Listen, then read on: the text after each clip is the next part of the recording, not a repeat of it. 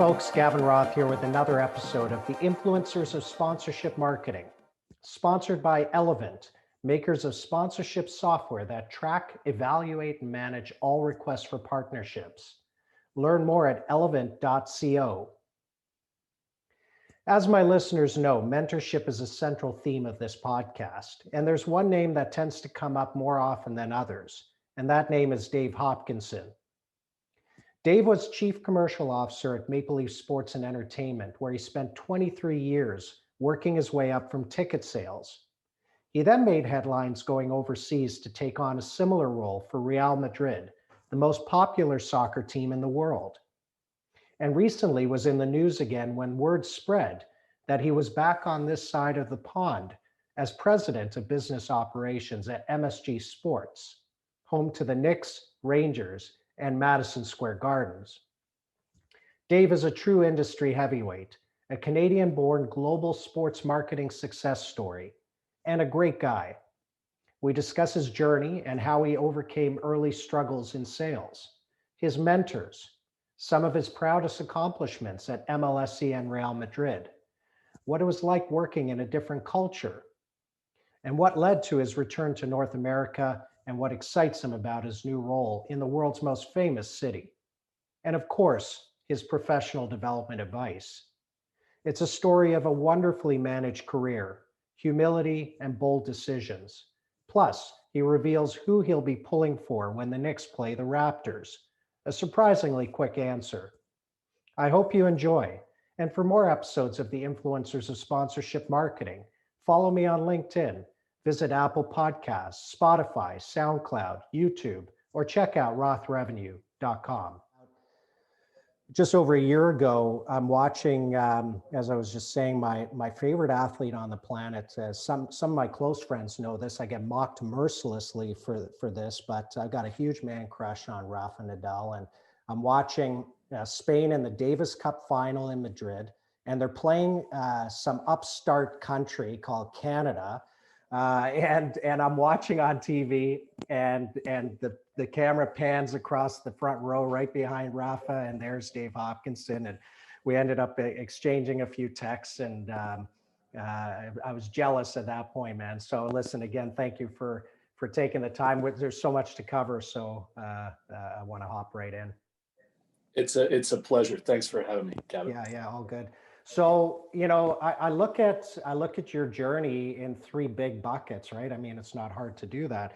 I want to start with the first one, where so many people in this country and you're sitting in New York now, and we'll talk about that, but your name comes up as much as anybody when I do these podcasts. I've done about 32 episodes when I talk about people who are influential, and everybody loves to drop the name Dave Hopkinson, whether it's Josh Epstein or people like Don Mayo or Sherry Bradish or whoever. It comes up over and over and over again. So it's just awesome. And so MLSE, talk about how you were there a while, and you're a great story of slow and steady and rise up the ranks, right? Talk about how you made that work. What was the key to Well, it growing? was, yeah, it was pretty slow. It took me 23 years. I was there 23 years. I didn't, not exactly an overnight sensation. I started very, very low on the totem pole selling season seats. So I started in 1994. I started November 1, 1994, and the Raptors started a year later. They started playing November 3, 95. So I was there for a year as a startup person and trying to explain to people that NBA basketball was exciting. They should go deep with us. And I sold tickets for a few years there before I moved. They'll win a championship one day. Trust me. You're saying? Right? Trust me. Trust me. That was a long time in the making too. It's wonderful to see the Raptors' success. I'd left the organization the year before they won, so it didn't exactly nail nothing to do timing. With you, of course, yes. I know. It's unrelated. But I did come back from one of the finals games. Saw all the images of the parade, and so it was wonderful to see them achieve that. I saw some pretty rough basketball. I was there too. I think in our third season, Actually, we did okay in the first season. I think we won 20 games, 21 games, set a record for franchise or wins by an expansion franchise. Second year was okay. Third year was a disaster, and we won 16. We went 16-66 that year. So I would say, listen, I was there. I was a day oneer. Okay, I loved basketball, so I was all in from day one. So I rode those lows as well, but it makes the highs that much sweeter, right? Well, it does. It does. I think you're right, Gavin. And you know what else? You learn a lot when you're failing. And I seeing what a bad basketball team looked like. Frankly, some poor organization, poor organizational decisions, poor coaching decisions, poor managerial decisions. The conscientious learning we did through that is, I think, the reason the Raptors ultimately won. Well said. Well said. So, and in terms of your corporate growth, what were those like? Usually with these things, I know in my career, it's like a moment where an opportunity arises and you've prepared yourself to meet the opportunity. You're all about that. Like, what were some of those moments that just took you from selling tickets to chief commercial officer? Well, I think it's nice to, and some of the names you mentioned, Josh, Sherry, we've got a great sponsorship community in Canada, and it is not huge in terms of numbers, but it's a lot of bright and talented people, and I've got lots of friends in that group. What I'm happy to tell anyone is that when I moved into selling partnerships, which was really more called sponsorships at the time, in the late 90s there, I right out of the gate, having moved from tickets into partnerships, nearly lost my job. I had to walk into Michael Downey's office, who was the VP or SVP or something of marketing at the time, and beg for more time. So I had an extraordinarily difficult time moving from selling tickets, which I was doing successfully, into selling partnerships. I was a disaster to begin. And I had to go into Michael's office and say, Michael, I'm getting the sense you guys are getting a little frustrated with me and might be thinking about moving on. No, it's not that. And I was like, okay, it's definitely that. And I said, look, if the voice went high, if his voice went high, it's not that. It's definitely that. So I was in real trouble. I didn't get it. I wasn't getting it. And I said, look, I think the light's going to go on here at some point. And it did. But it was, I'll tell you, part of the, I just said, you learn more when you're failing. I learned an awful lot being very disciplined about examining why I was failing as a young partnerships person, as a new partnerships person. And the lessons I learned through some of that failure, I managed to save my job and go on and I think, thrive. I say with humility, but thrive. But it was a shaky start, man. It was a bad start. Why do you think, and I see that all the time, people think, hey, I've sold this so I can sell sponsorship. I've sold a commodity so I could sell sponsorship. And I have some of my, they're not hardly theories, but, reasons why. From your perspective, why is that transition so hard for many? I bet we'll agree. But, when I was selling tickets, I was selling to an individual. Even if that was an individual representing a corporation, they didn't meet with a committee. It's on to one person, so it was point to point. It was not an inordinately sophisticated sale. Right. Hey, what are you doing with your entertainment dollars? Hey, why don't you spend some with us? It was inventory based, right? Yeah. There was really very little or no flexibility on price. I was going to say, the price was low. Like it wasn't. You're not talking. Well, yes, it was a smaller ticket, but also that's the price. It's on the brochure. I've got any latitude here. Correct. And so I was not well positioned to move into partnerships, which is I'm going to engage with multiple decision makers. I'm going to need to make a sophisticated business case. I'm going to negotiate on all aspects of the program, all elements.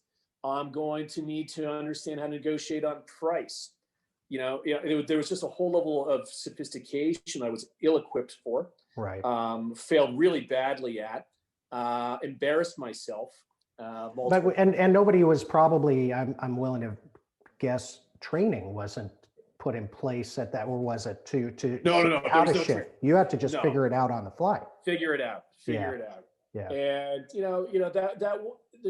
there just wasn't the resources that we have now for training and teaching young people. When was that roughly, Dave? When was that? Like what time frame are we talking? Like late 90s? Yeah. This would have been just before we opened Air Canada Center. So we opened Air Canada Center in February of 1999. Let's say in the year prior to that. Yeah. As I was getting ready to sell going into the new building, which, by the way, had all the headwinds behind me. Pardon me, all the tailwinds behind me.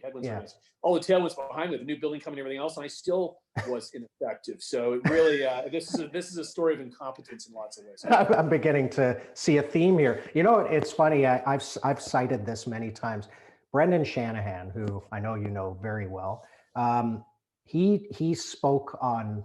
There used to be a show called a radio host in Toronto called Bob McCown. Yeah. Okay. Right. He's no longer on the Fan, so I'm joking. Right. Like he's McCown's show, right, on the Fan, and Shanahan was on, and he talked about scar tissue, and it was in relation to the Raptors tasting success, the Leafs not, and him talking about how teams have to go through hardship before they learn how to win. And I think that's a lot of what you're talking about. I think that applies to people and career growth, right? Scar tissue is a good thing. You know, you're right. I mean, if I had just had more, let's say, luck at the beginning, I don't think I would have learned some of those really important lessons that enabled me to succeed later. Yeah. And so, sometimes you got to be careful what you wish for. Maybe at the time I was wishing it had been easier, but maybe with the benefit of, 2 decades of hindsight later, I looking back and go, thank God it wasn't easier. Thank God it was hard. And I built up some of that, as you said, as Shani says, scar tissue, because I think it served me well later. Well, yeah. And then, so proud, proud accomplishments, at MLSE. It doesn't have to be when you're in officially as CCO, or could be, but just partnership related thoughts on successes, proud accomplishments. One of the things that I struggled to understand, although figured out, was how long deal cycles can be. So if I go back to that ticketing example where I started my career, the deal cycle. We even talk about deal cycle. You did this on the phone.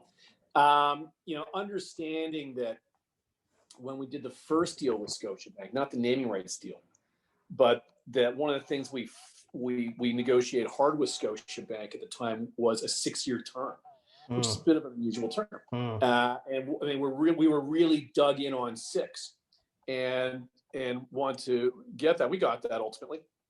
And that was because we would ultimately want that deal expiring when the Air Canada negotiations were going on to renew, whether or not we were going to renew with Air Canada on the naming rights of the facility. So, to lay that sort of strategy together, that listen, we won't see any benefit here from 6 years. And it's unclear if we will see benefit 6 years from now, but let's do that the right way. Yeah, that was something I'm proud of. So when people talk about, wow, gee, Scotiabank, that was a nice big deal. How long did that take? I'm like, I don't know, 6 years? You mean the big one, right? The big. The name. Yeah, exactly. In some, through a certain lens, it took 6 years. And Jeff DeLine and I were working on that 6 years earlier. When we talked about the term, it's like 5. And 5, what do you want here? 5, 10, 3? Like, oh, how about 6? Yeah, 6 is really good. And here's why.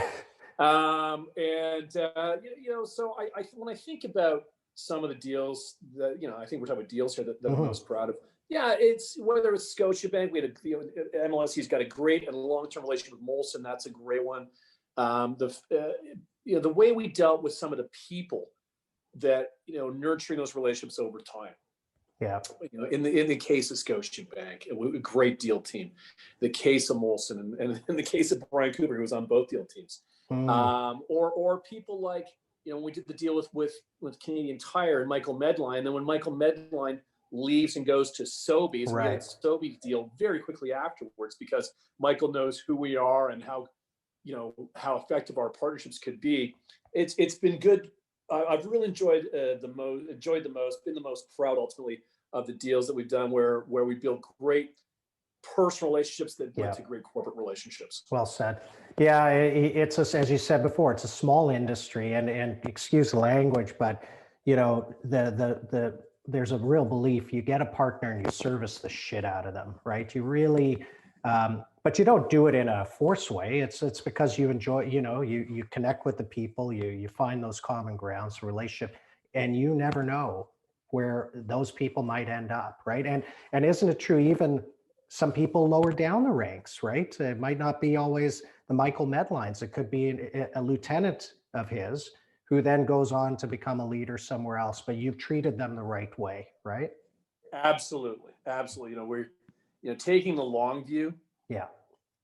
Has served me consistently. Yeah, well said. Mentors while you were there, like people who kind of inspired your growth and supported your growth?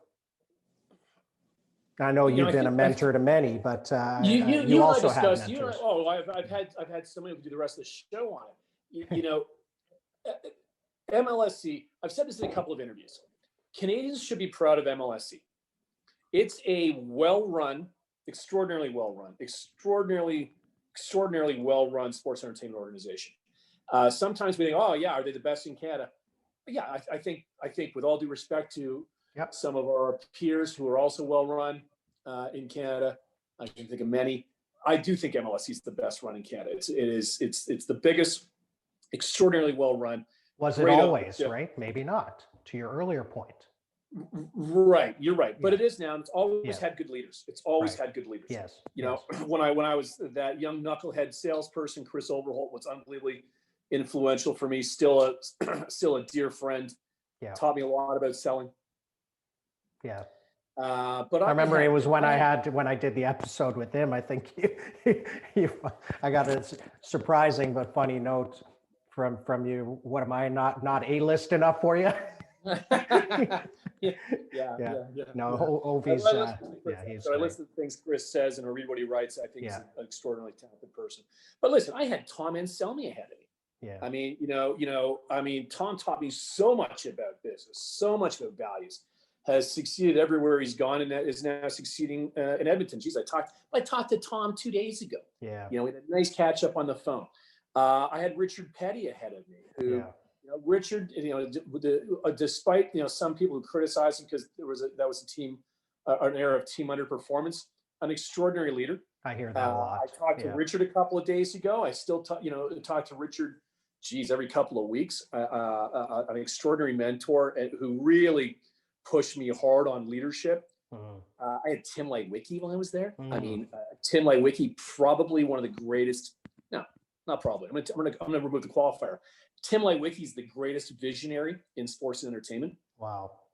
To be bolted to his side for a couple of years was absolutely an absolute masterclass. And I just want to run around carrying Tim's briefcase, taking notes. I mean, this guy is a living legend. And by the way, MLSE's current CEO, Michael Freesdale, I learned a ton from Michael working with him for a couple of years there. Great leader. He's the consummate professional. Yeah. So, I think that MLSE has been blessed with great leaders. And along the way, I've had the ability to learn a bunch of different things from a bunch of extraordinarily strong leaders and try and build that into, a toolkit that's working for me. Yeah, I would say so. So how did Madrid happen? How did Real Madrid? I mean, for those on this side of the pond who may not know, talk about, before you answer, like the scope and size and power of that brand, Real Madrid. Well, Real Madrid's the most popular sports team in the world. Yeah. And their only competition are the guys down the road at FC Barcelona. And sorry, I hate to say it, because I know my guy Rafa is a Real Madrid fan, but I've always gravitated to. I think you're either a Messi guy or a Ronaldo guy, right? Not that he's there anymore, Ronaldo, but I was always a Messi guy, so I was. Yes. So Rafa eres Madridista, but FCB is a wonderful club. And I've got lots of friends there. I mean, lots of and those two have helped each other do this. They have that rivalry has created what is the best sports rival. Not only the best sports rivalry in the world, but that's what Classico is. That's what vaulted these two organizations to the forefront of sports globally. That respectful passionate rivalry in the world's greatest game is simply unbelievable in its power. So I got lots of friends at FCB, and I respect everybody who tells me they're an FCB fan. I think lots of North Americans are. People tend to be more familiar with Barcelona, North Americans, than they do Madrid, because Madrid's a city, and Barcelona is on. There's a great beach there. Now, there's no beach in Madrid, right? So you don't. I think a lot more North Americans go to. A lot more North Americans go to Barcelona for holiday. Which is an incredible place to holiday, right there. On the coast, and it makes sense to me. Anyway, 1-2 in the world. I was looking last night at something. Real Madrid was just won the award for most social media followers in the world. 110 million on Facebook alone. 330 million in the ecosystem of between Facebook, Twitter, Instagram, now TikTok. It's unrivaled. Are you on TikTok yet? Are you on TikTok? No. No, the girls will push you there. As I said, I've got a 12-year-old daughter who doesn't seem to come off it, so I recognize the power of it. All right, we'll save that. That's down the road. You got to leave some things to grow into, Dave. Right? Well, look. What's undeniable is that TikTok is taking over this next generation. Right. I will tell you this. I look at our social media data here at MSG on a weekly basis, and every week we shed net Facebook followers. Okay. Right. Every week we grow. Every week our social media ecosystem is growing, and every week I've got the report right here. Every week I see us shed net Facebook followers. So look, it's moving, and I don't know what's behind TikTok, but it's something else, and there'll be something after that. So, but the power of Real Madrid, right? So talk about that journey. Yeah. You're talking about a 9-figure, well in the 9-figure partnerships business, and millions of euros. Wow. They've got, their deal with Adidas, the largest sponsorship deal in the world. I remember reading about that, while you were there. I obviously can't get into details, but you will read that it is, in the public domain, it's over 100 million euros a year, right? So as excited as people might get about the Scotiabank naming rights deal, this is a deal that's quadruple the size of that. That's quadruple, crazy. Right? 400%. So Real Madrid is huge. In 2017, the summer of 2017, I decided I was going to leave MLSE, but I wasn't going to run the. I felt that that was enough. I'd done it for 22 years at the time. Okay, look, I got to make a decision now. Either I'm going to stay here the rest of my life and do one thing in one city, in one town, in one parking spot.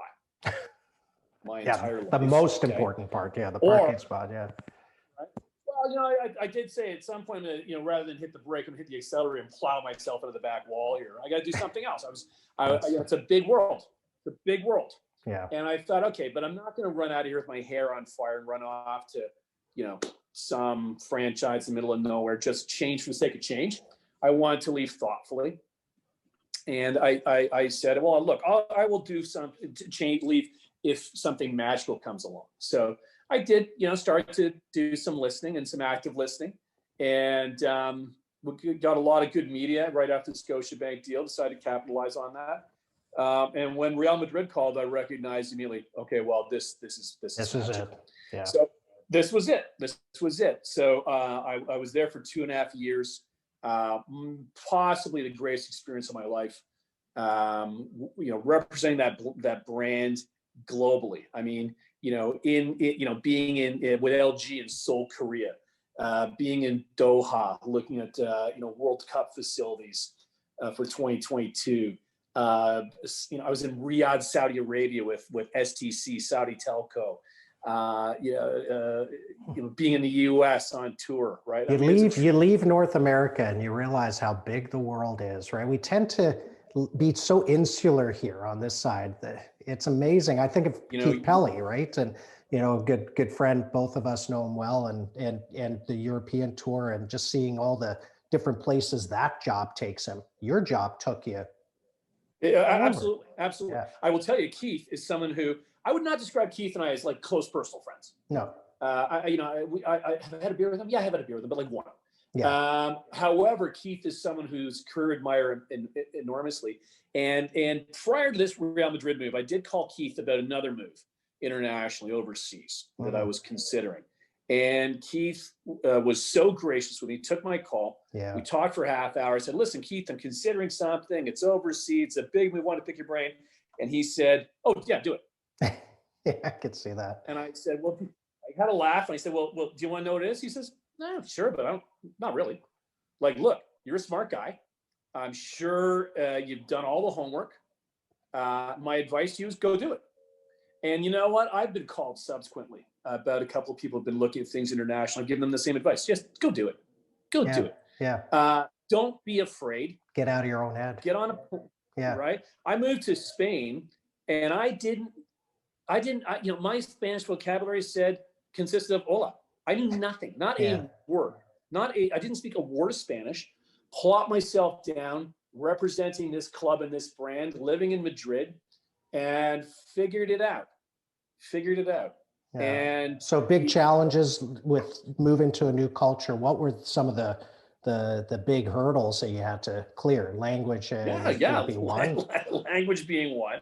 Yeah. I remember I was in a Carrefour in my first week. I didn't know where to line up to pay. It was a mess. It was a goddamn mess. Mm-hmm. And but you figured it out. First year was a challenge. Yeah. But again, that's where you learn. It was the greatest. When I described those 2.5 years, the greatest time of my life so far. So much of that was related to what I learned over there, and big things, little things, subtle things. Really garnering an appreciation for different culture, and garnering an appreciation for how much culture matters in negotiations. So again, not just in my day-to-day life in Spain, which is a different culture, but how will that translate when I do go to Korea, when I did go to Saudi Arabia, when I do come back to the US, et cetera, right? So culture really matters, because respecting and understanding cultures is so intimately linked to gaining the trust of the other side. Right. We're not going to get anything done unless we trust one another. Right. So I had an extraordinary experience working on a global brand and living abroad. Yeah, and what I take from that is learn and prepare for that culture you're going to be dealing with before you enter just blindly thinking about, how you show up. Think about how you're going to be received, right? And how they receive people, right? Yeah, you are right. And but also asking, the simpler question you ask, the better answer you're going to get. Yeah, that's what time's lunch, and why? Yeah, Spain lunch starts at 2. Go till 4. Right? Yeah. Hot time for a dinner reservation in Madrid is lunch in New York is very different than lunch in Madrid, I would imagine. Well, yeah, it's funny. You're absolutely right, and we haven't seen it yet because, of course, we're in the middle of the pandemic. But to a Spaniard, the idea of eating some carrot sticks out of your bag at your desk is the saddest thing they've ever heard. Oh, I love it. Yeah. Lunch in Spain's a real thing. And by the way, it's a lovely part of their culture. Yeah. And something that we as North Americans should learn. They cherish those moments, right? Any proud, you talked about Adidas, anything that stands out from your 2.5 years there that in terms of deals and partnerships? Well, I went there on a transformation agenda to learn how to help teach how to properly commercialize that business globally. And I think that what's interesting is, very few companies buy media or buy sponsorships globally. And very few properties can command that. Can the Olympics? Absolutely. Yeah. Can FIFA World Cup? Absolutely. But it's a relatively short list. It's a short list. Yep. Most media sponsorships are bought either regionally or nationally. Yeah. And what we did while we were at Real Madrid to strengthen our regional propositions using technology like digital overlay on the broadcast, regionalizing our social media by, the right language in the right region. A website is in 8 languages, et cetera, et cetera. In fact, we found that the clearest way to grow the business was by better positioning Real Madrid regionally in the regions in which it was strong. Well said. And reorganizing the sales team around an APAC team, an EMEA team, an Americas team, and having people on. I mean, the APAC team, led by Pedro Corrales.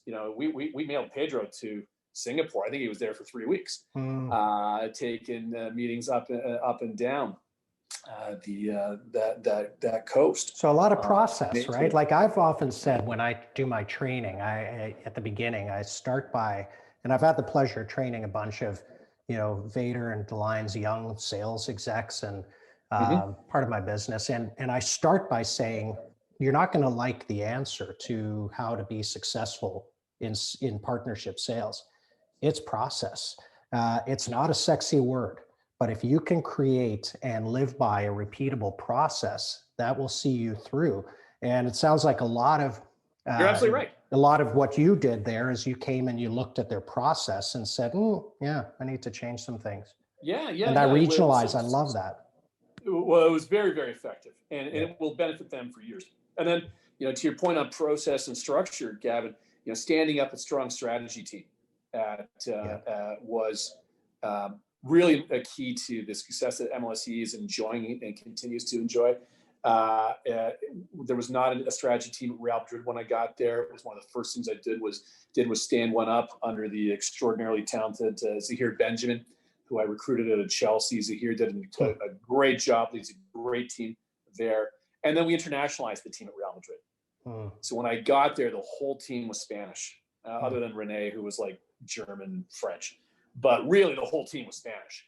And we kept the Spanish team in place. This was not about sending a bunch of Spaniards home, but it was also about bringing Zahir, who I mentioned, recruiting an American, Julian Malini, out of NFL Europe, recruiting Ewan Warren, a Scotsman who was working at Juventus, recruiting Kendall Crane, who's a Kiwi, who was working at Formula E. So, we went ahead and internationalized that team. So basically made enemies across the soccer world by taking their top talent. I get it. Okay. Well, listen, I will tell you, it's not a play nice environment. I think there's a lot of not unlike what I talked about with FCB. Look, there's a friendly rivalry, but certainly an intense rivalry, and there's listen, in every industry, there's a war for talent. Yeah. Oh, for sure. So in our few remaining minutes, what an exciting role. You're in an apartment right now in New York. You've got a view of the park. I'm assuming that was Central Park and not some like little, Yeah, no. There's lots of parks. You set the park off the top. You showed me a quick glimpse, and I'll trust you that it's Central Park now. Talk about your role and mandate as president of business ops at MSG Sports. Well, it's the thrill of my life to be at MSG. Yeah. Right. I mean, biggest city in the world, right? Yeah, sure. It's New York City. Yeah. Right. And so I'm thrilled to be here. I'm thrilled to be at MSG Sports.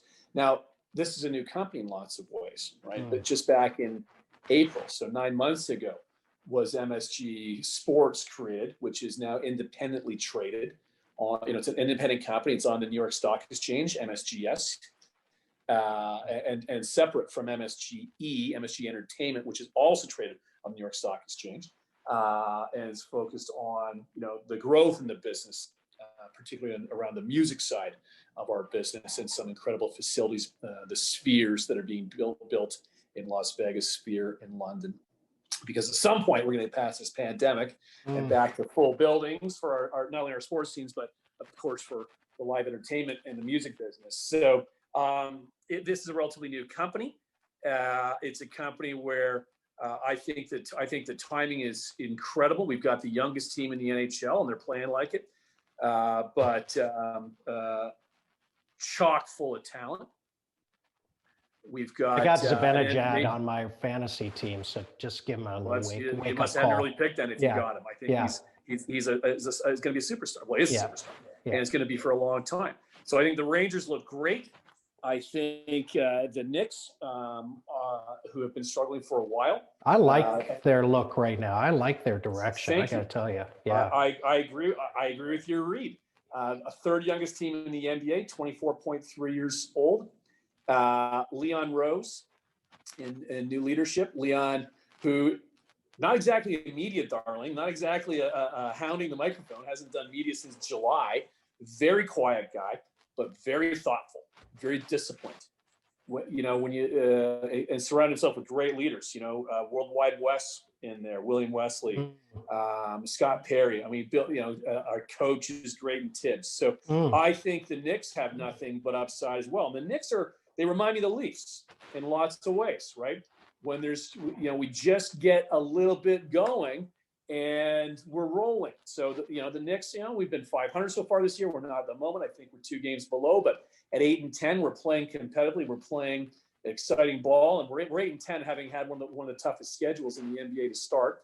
And I'll tell you what, even in this pandemic, we're selling 30, 40 season seats a week right now. Wow. So I believe there's nothing but headroom for the Knicks as well. So I think it's an extraordinary time to come here, and they do so much well at Madison Square Gardens Sports. And I do believe that there are opportunities to make it even better, and that's my role, is to figure out how to unlock even more performance for this organization and to capitalize on the winning that I believe we are on the cusp of. Does it entail the sport operations? How does that fit in? I know I get business operations, tickets, partnerships, anything commercialization, right? How does sport operations fit in? It doesn't.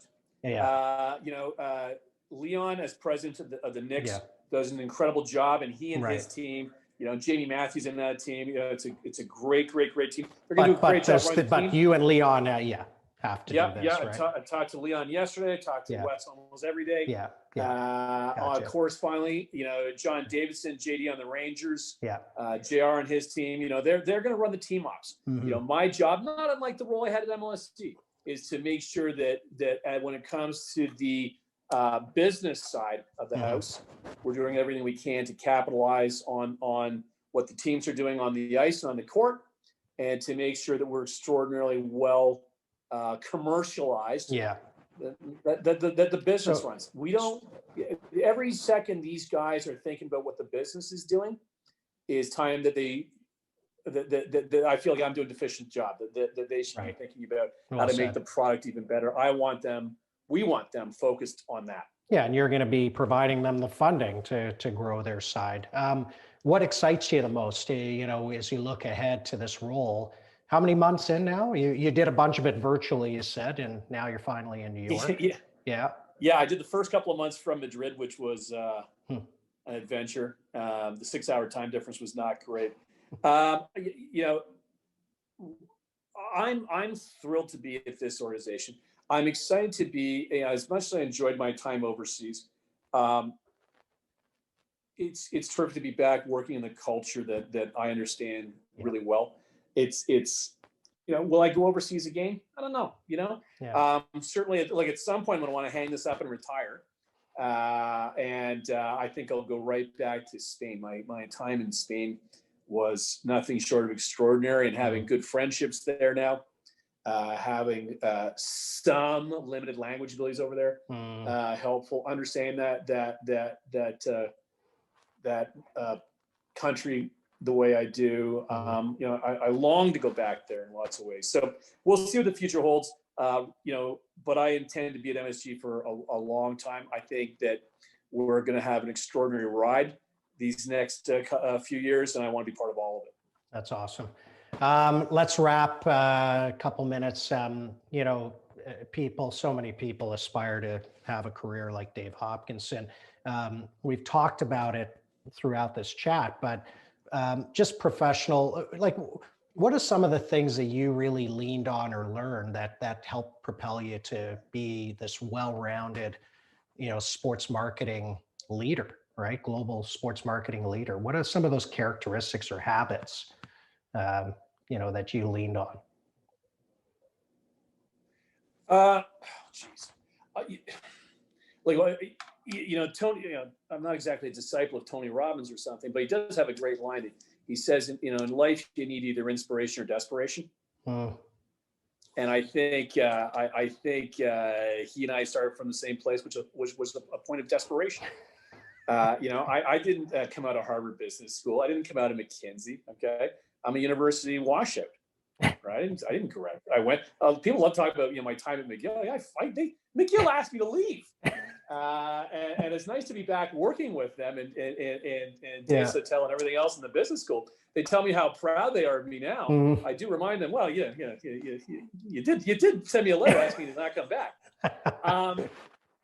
So the desperation that I felt coming out of university with no degree, no skills, no prospects. Selling door to door.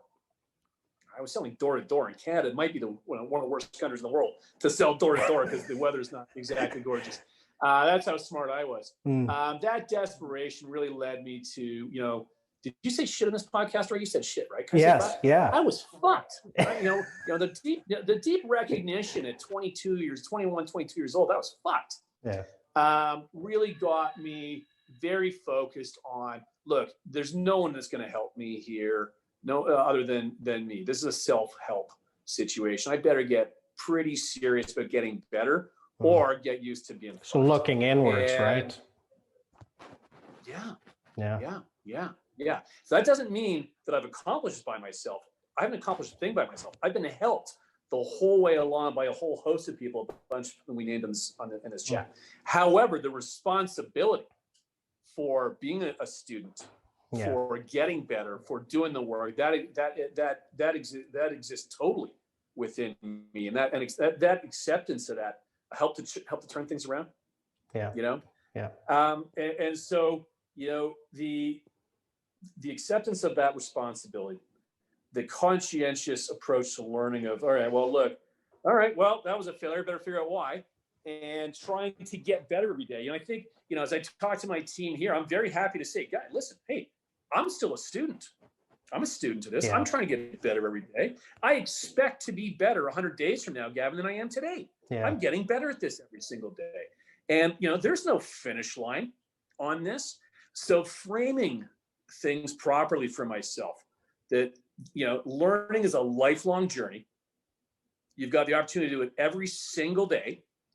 And the more conscientious you are, the more disciplined, the more intelligent you are about your learning, the more honest you are about your failures and shortcomings. As you said, the deep recognition that the journey within is the most interesting one has been helpful for my career. That's awesome. That's perfect. What a great way to end it. Listen, pal, so happy for you. I know, like so many other people, we all follow and cheer for your career and your success, and we'll begrudgingly. So when the Knicks play the Raptors next, is it clear who you're? There is no hesitation. Go Knicks. There is. Don't send. And I'll tell you, my kids are going bananas. Yeah. My kids are upset about this because I've taken away their Raptors gear and disposed of it. We're in Knicks. Oh boy, those are fighting words, people. All right. Listen, pal, thanks so much for taking the time. This was awesome. Thank you, Gavin. It's been an absolute pleasure. And just for your listeners, you should know that Gavin did the entire call in this incredible set of white headphones. He looks like a Swedish DJ. And Gavin, I can't wait till you drop your album. I will be day one to get down, but I promise. Thanks, pal.